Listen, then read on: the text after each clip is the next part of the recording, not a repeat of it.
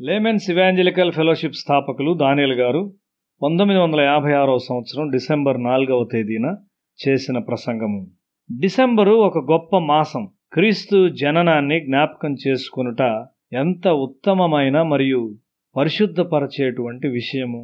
మనము క్రీస్తును అర్థం చేసుకున్నంత వరకు దేవుని యొక్క పరిశుద్ధతను అర్థం చేసుకోలేము. ఆయన ఎంత పరిశుద్ధుడైన దేవుడై ఉన్నాడు. యేసు యొక్క చెప్పుల వారును విప్పుటకైనను నేను యోగ్యుడను కాను అని బాప్తిస్మమిచ్చు యోహాను చెప్పాడు. యేసు తల్లి అయిన మరియ ఎటువంటి స్త్రీ అయి ఉన్నది? మనము ఆమెను గూర్చి ఆలోచించినప్పుడు ఆమె పరిశుద్ధత, దీనత్వము మరియు ప్రతి విధమైన మంచి గుణముల పట్ల మనం ఆశ్చర్యంతో నిండి ఉంటాము. ఆమె స్త్రీ స్థానాన్ని అత్యున్నతమైన స్థానానికి హెచ్చించింది. ఒక పరిశుద్ధురాలు దుష్టులైన వారికి ఒక విధమైన భయాన్ని కలిగిస్తుంది. యోసేపు మరియలు ఆత్మచేత నడిపించబడ్డారు. వారి ఇంటిలో యేసు పెంచబడ్డాడు. యోసేపు దావీదు వంశమునకు చెందినవాడు. దక్షిణాన నజరేతునకు 80 మైళ్ళ దూరమున ఉన్న బెత్లెహేమునకు గర్భవతిగానున్న మరియతో వెళ్ళవలసి ఉన్నాడు. వారు బేతేలు మరియు షెకెముల్లో కొంత విరామము తీసుకొనుటకు ఆగుచు యెరూషలేమునకు 4 రోజులు ప్రయాణం చేయవలసి ఉన్నారు. వారు బెత్లెహేము యొక్క చిన్న కొండలను ఎక్కి బహుశా సూర్యాస్తమయ సమయానికి వారు చేరవలసిన స్థలాన్ని చేరి సంతోషించారు. ఒక పశువుల పాకలో మాత్రమే వారికి స్థలం దొరికింది. తండ్రి అయిన దేవుడు చాలా స్వల్ప సౌకర్యము గల ఒక పశువుల పాకను యేసునకు ఇచ్చాడు. బెత్లెహేము చుట్టూ గొర్రెల మేపుటకు మేత పొలాలున్నాయి.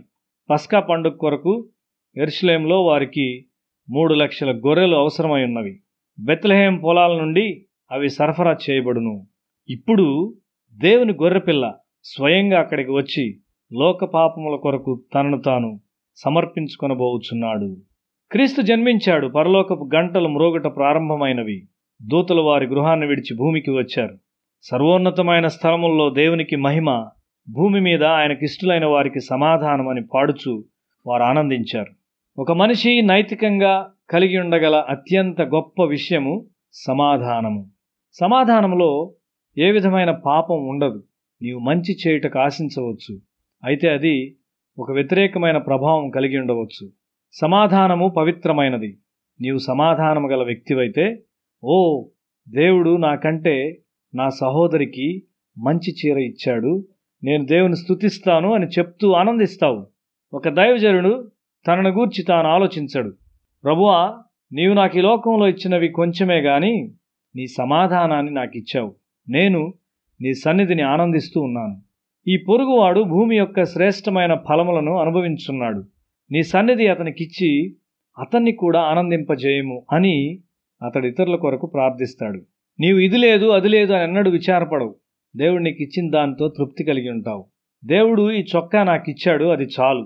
ఇప్పుడు అది కొద్దిగా చినిగినది, నేను దాన్ని కుట్టుకొని వాడుకోగలను. దాన్ని చేయుటకు పరిష్కార మార్గమునిచ్చినందుకు దేవునికి వందనాలు అని నీవు చెప్తావు. యేసు ఎల్లప్పుడూ తన శత్రువుల కొరకు కూడా సమాధానం కలిగి ఉన్నాడు.